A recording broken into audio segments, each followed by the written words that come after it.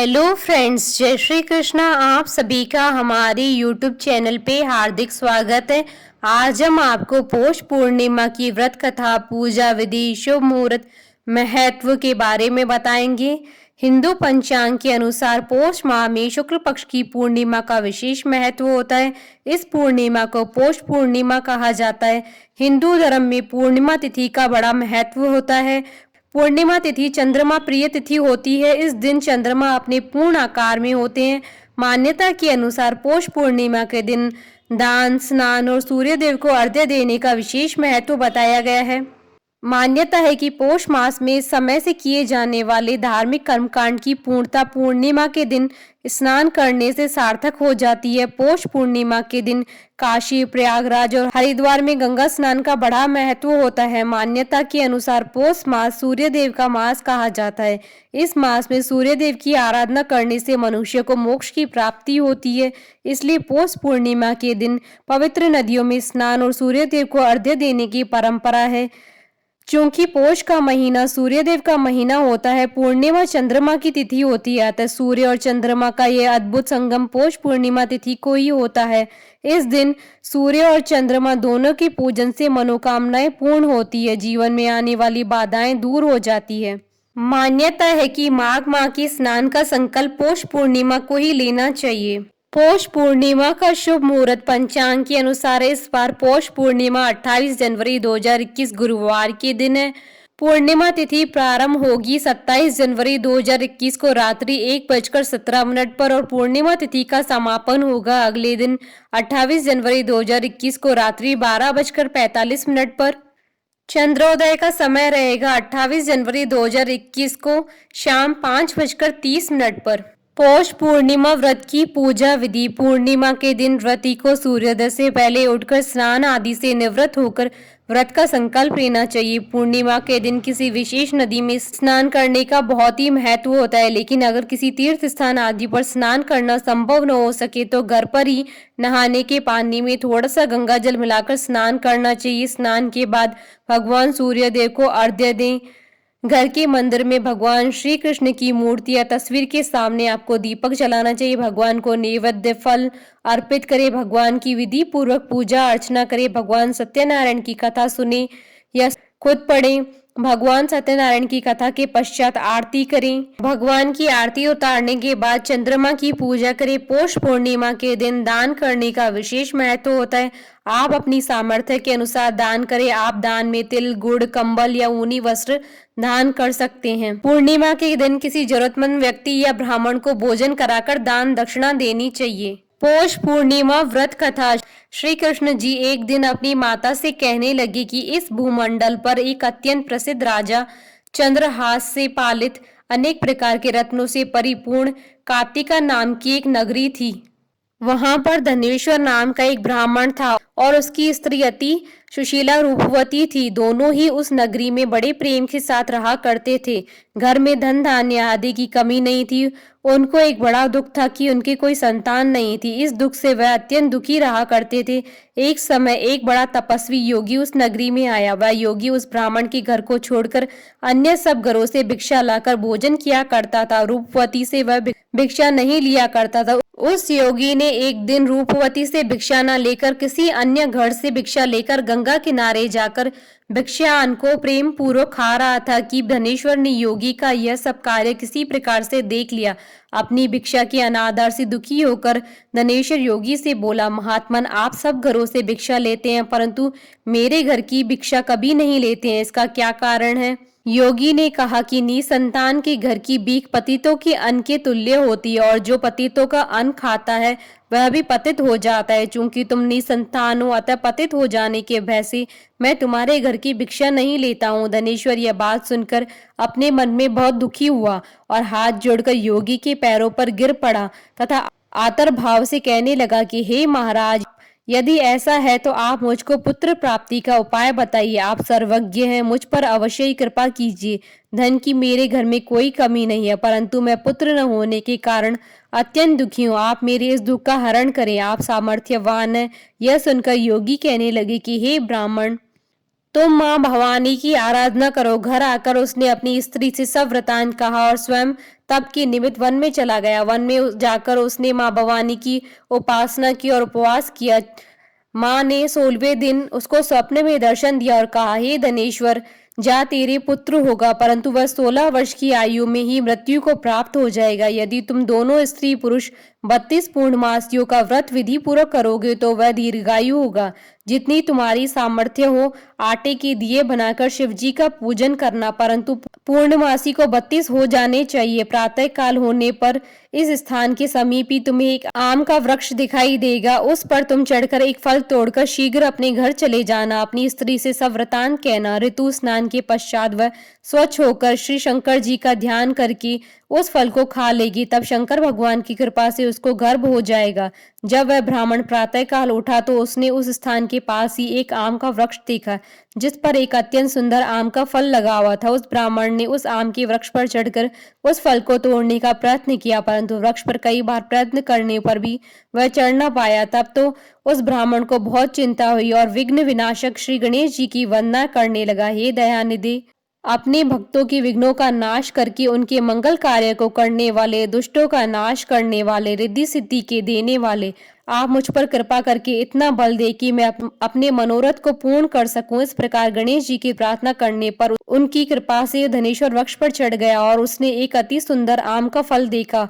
उसने विचार किया कि जो वरदान से फल मिला था वह यह है और कोई फल दिखाई नहीं देता। उस धनेश्वर ब्राह्मण ने जल्दी से उस फल को तोड़कर अपनी स्त्री को लाकर दिया और उसकी स्त्री ने अपने पति की कथना अनुसार उस फल को खा लिया और वह गर्भवती हो गई। देवी जी की असीम कृपा से उसे एक अत्यंत सुंदर पुत्र उत्पन्न हुआ जिसका नाम उन्होंने देवीदास रखा। माता पिता के हर्ष के साथ वह बालक शुक्ल पक्ष की चंद्रमा की भांति अपने पिता के घर में बढ़ने लगा। भवानी की कृपा से वह बालक बहुत ही सुंदर, सुशील और विद्या पढ़ने में भी बहुत निपुण हो गया। दुर्गा जी की आज्ञा अनुसार उसकी माता ने 32 पूर्णिमासी का व्रत रखना प्रारंभ किया जिससे पुत्र बड़ी आयु वाला हो जाए। 16 वर्ष लगते ही देवीदास के माता पिता को बड़ी चिंता हो गई कि कहीं उसके पुत्र की इस वर्ष मृत्यु न हो जाए। इसलिए उन्होंने अपने मन में विचार किया कि यदि यह दुर्घटना उनके सामने हो गई तो वह कैसे सहन करेंगे।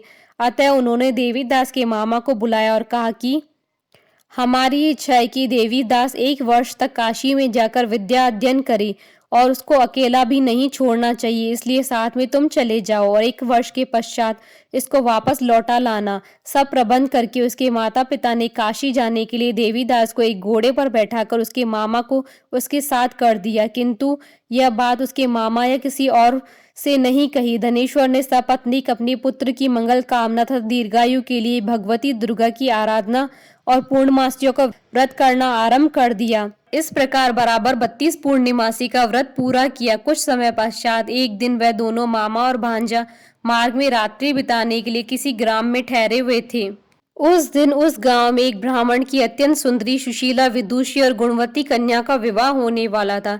जिस धर्मशाला के अंदर वर और उसकी बारात ठहरी हुई थी उसी धर्मशाला में देवीदास और उसके मामा भी ठहरे हुए थे। संयोगवश कन्या को तेल आदि चढ़ाकर मंडप आदि का कृत्य किया गया तो लग्न के समय वर को धनुवार्थ हो गया। अतः वर के पिता ने अपने कुटुंबियों से परामर्श करके निश्चय किया कि यह देवीदास मेरे पुत्र जैसा ही सुंदर है, मैं इसके साथ ही लगन करा दूं और बाद में विवाह के अन्य कार्य मेरे लड़के के साथ हो जाएंगे। ऐसा सोचकर देवीदास के मामा से जाकर बोला कि तुम थोड़ी देर के लिए अपने भांजे को हमें दे दो जिससे विवाह के लग्न का सब कृत्य सुचारू रूप से हो सके। तब उसका मामा कहने लगा कि जो कुछ भी मधुपर्क आदि कन्यादान के समय वर को मिले वह सब हमें दे दिया जाए तो मेरा भांजा इस बारात का दूल्हा बन जाएगा। यह बात वर के पिता ने स्वीकार कर लेने पर उसने अपना भांजा वर बनने को भेज दिया और उसके साथ सब विवाह कार्य रात्रि में विधि पूर्वक संपन्न हो गया। पत्नी के साथ वह भोजन न कर सका और अपने मन में सोचने लगा कि न जाने यह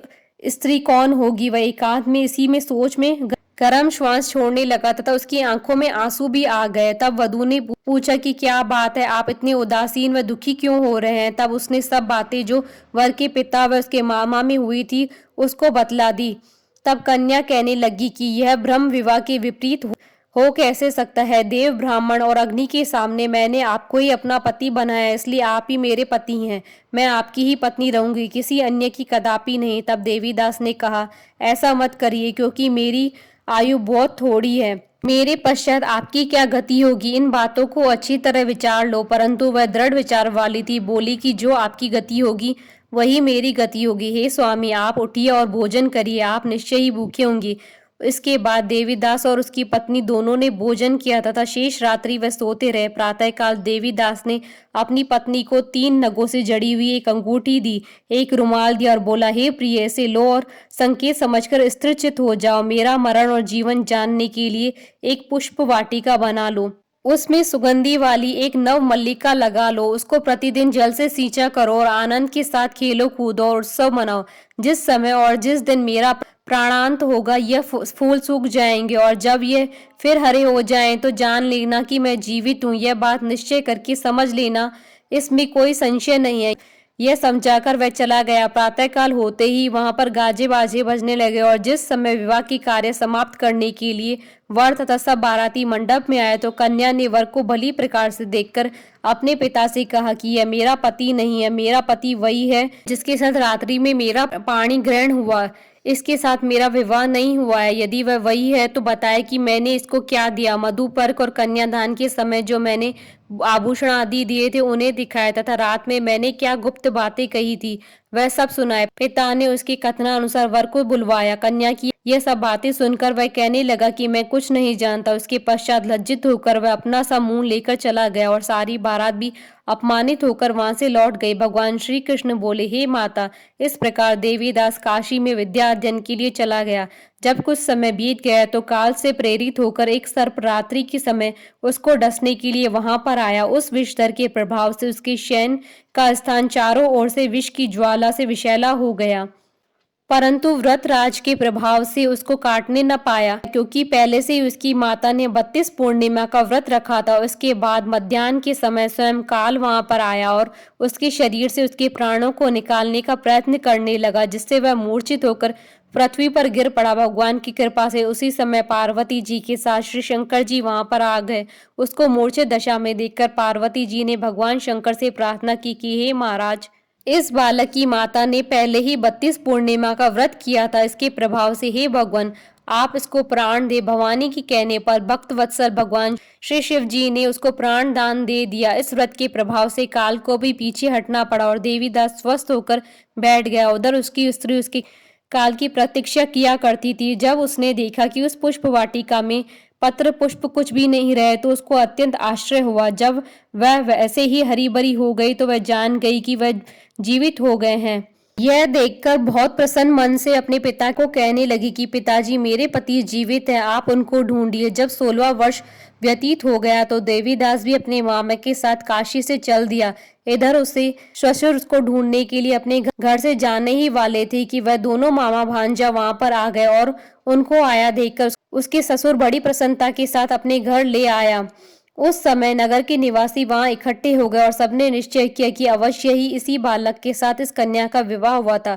उस बालक को जब कन्या ने देखा तो पहचान लिया और कहा कि यह वही है जो संकेत करके गया था। उसके पश्चात सभी कहने लगे कि भला हुआ जो यह आ गया। सब नगरवासियों ने आनंद मनाया। श्री कृष्ण जी कहने लगे कि इस प्रकार धनेश्वर 32 पूर्णिमाओं के व्रत के प्रभाव से पुत्रवान हो गया और जो भी स्त्रियां इस व्रत को करती हैं वह जन्म जन्मांतर के वैधव्य का दुख नहीं भोगती हैं और सदैव सौभाग्यवती रहती है। यह मेरा वचन है, इसमें कोई संदेह नहीं है।